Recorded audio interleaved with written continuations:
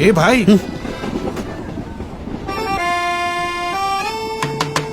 ए भाई जरा स्कैम से बचो, ऑफलाइन ही नहीं ऑनलाइन भी, लॉटरी ही नहीं कैश प्राइज भी, ओटीपी ही नहीं क्यूआर भी।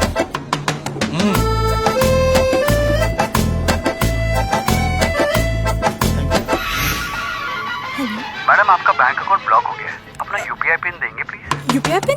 कॉल सेंटर से जो कॉल आया है, डिटेल्स उसे कभी देना नहीं, पिन नहीं, नंबर नहीं, काम नहीं, एड्रेस नहीं, पासवर्ड नहीं, कभी नहीं। Thank you. ए भाई जरा स्कैम से बचो, ए भाई। फ्रेंड ने जो पैसे मंगाए हैं, करना उससे पहले वेरीफाई है।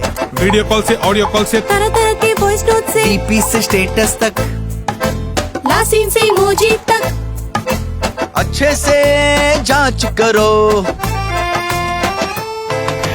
ए भाई जरा स्कैम से बचो, ए भाई स्कैम का सर्कस है, और प्यारे स्कैम ये सर्कस है, और इस सर्कस ने बड़े को भी, छोटे को भी, दादा को भी, पोते को भी, मम्मी को भी, पापा को भी, नीचे से ऊपर तक, ऊपर से नीचे तक घेरा है। जरा देखो, जरा सोचो।